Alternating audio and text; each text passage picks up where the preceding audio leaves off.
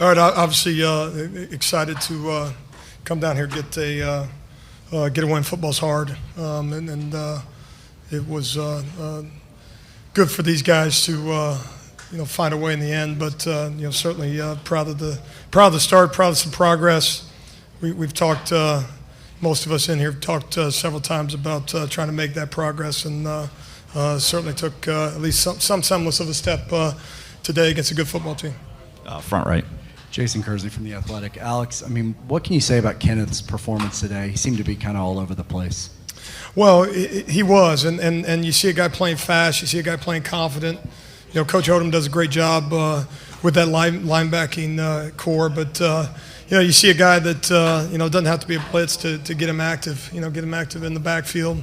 We have. Some leaders on the defense, but you circle him, you circle Nev and some of those guys. And in your big games, your best players have to make plays. There's no other way around it. And you saw a guy playing fast and saw a guy that obviously had major impact on the result today. So very pleased with Kenneth, and you see what type of player he can be for us. Front right in front of you. Dean Blevins, News 9 Sports.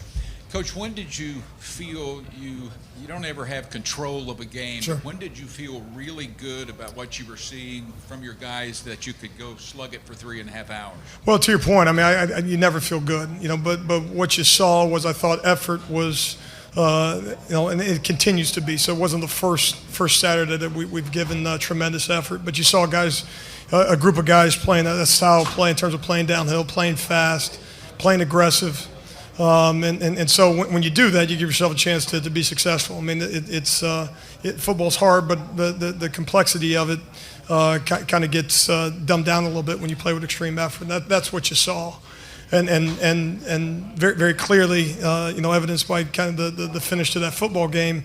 How hard it is to maintain that, and the unwillingness of a very good opponent to relent at all. And so obviously don't anticipate that. It's a 4-quarter game, and certainly I think you saw a group of guys that maybe gained confidence as the game went on, but you also saw that when you make plays, you're a good defense. When you don't make plays, you're not very good. There's no there's no stuff. It's going well or things are good. No, we're playing well. There's an individual.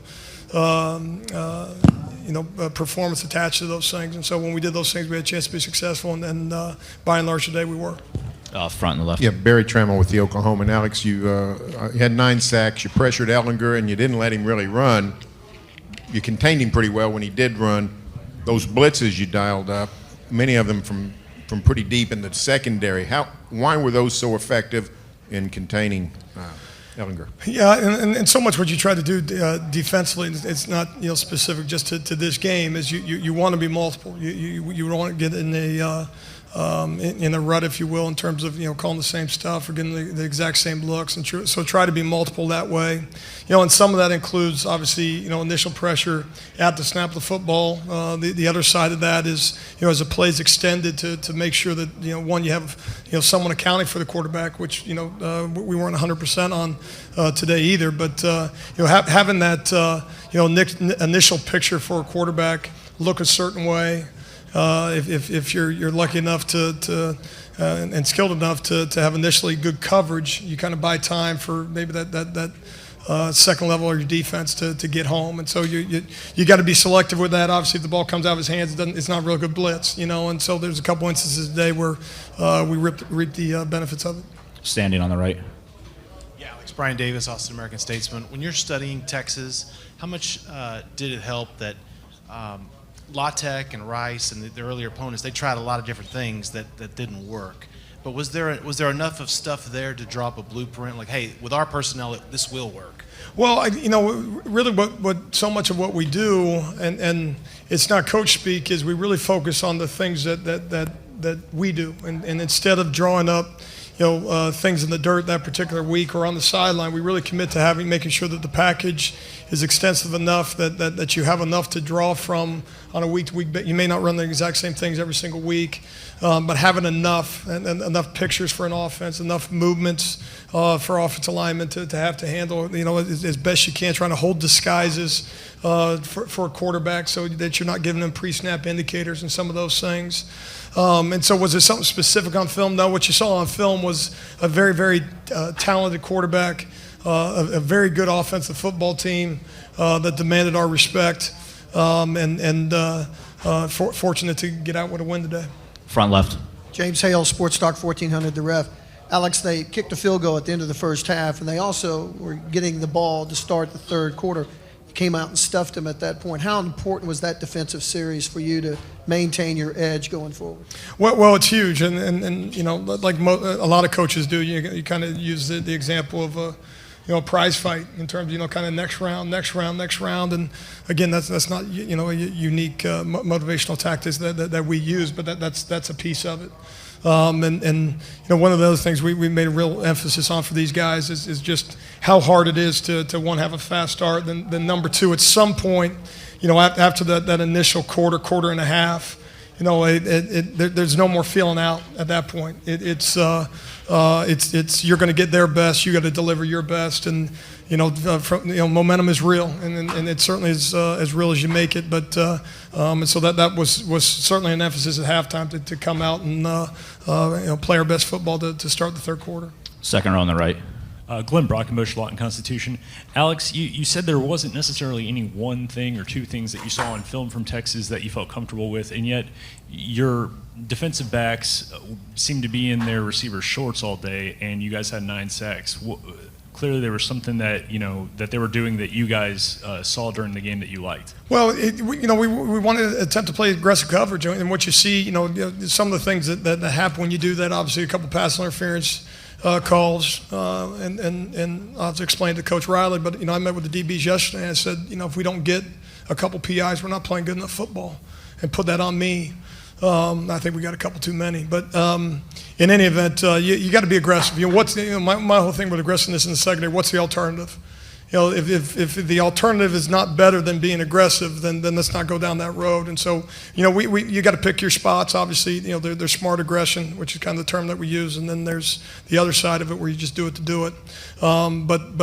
Again, specific to Texas on film, no. I mean, they big receivers, and you see them make plays on film, and a quarterback that can deliver it, a quarterback can extend plays.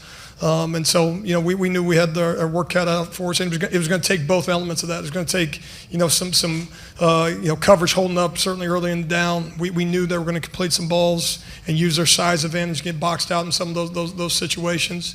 And that's something obviously we got to analyze. Maybe we got to mix up coverages more as the game wore on. But an aggressive back end, coupled with aggressive front end, you have a chance to be successful. And in the end, we had playmakers on our defense today. And the minute you don't, you become very, very average. And so that's something that's got to continue for us.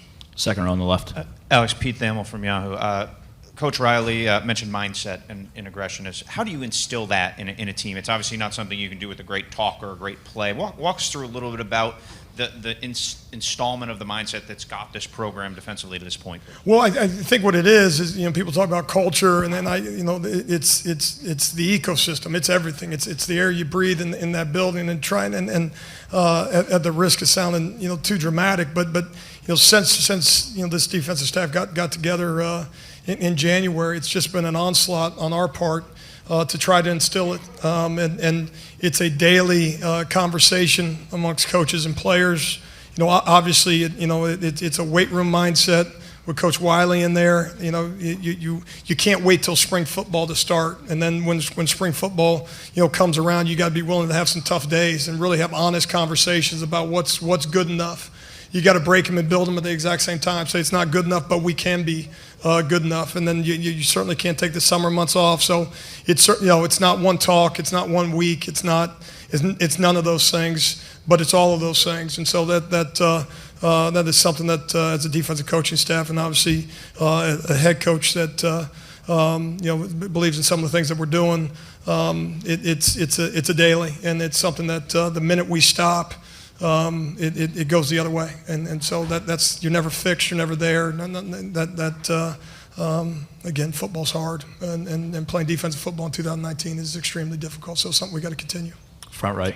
Yeah, Alex, you said earlier this week you would be naive to downplay a rivalry. You talk a lot about aggression. So how do you view something like every player on the team getting a personal foul before the game starts?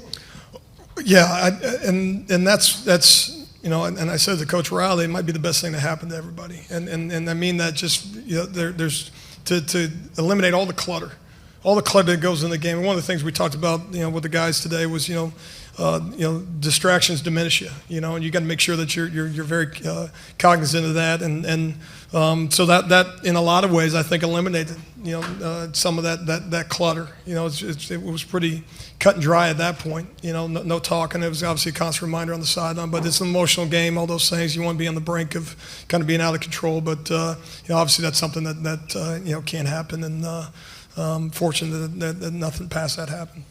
Two more, back center. Alex, John Hoover, the franchise and Sporting News.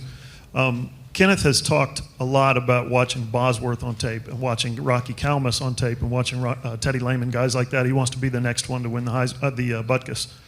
Do you feel like that manifested today? Those guys had some of their best games ever in this game against Texas. You feel like he has been inspired by that? Well, I think he has. I think it also speaks to just the eliteness of this program. I think when you have visuals like that at any position, but obviously specific to Kenneth at linebacker, to say do it like them. Obviously, this day and age, different football, all those things. It may not be from a specific technique standpoint, but certainly there's a visual for that. You come to Oklahoma to play a certain brand of football. You come to Oklahoma to play in these type of games. You come to Oklahoma the Sooners not just to be all conferences, it's to be all American. If you're the best defensive player at Oklahoma, should be in the conversation for national awards.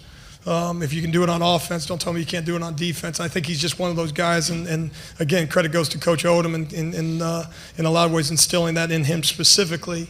But I think he's one of those guys that's very, very conscious of that, and obviously he's backed it up. And so, today was exciting to see that. And as a defensive coach, when that play kind of breaks down, I'm looking for 9.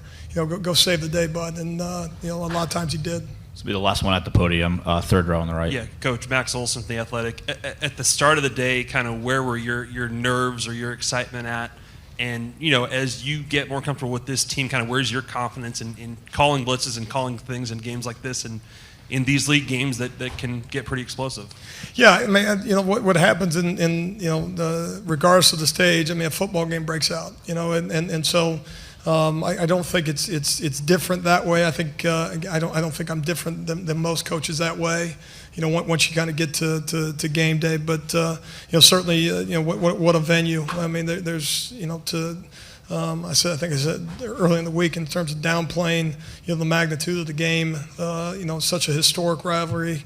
That bus coming in, going through the fair. I mean, I don't know what else would compare to that, And so certainly thrilling to have an opportunity to be a part of it as a coach, and then specific to the performance that way. Again, you focus on us when it comes to the all that stuff is why you do this at a place like in Oklahoma.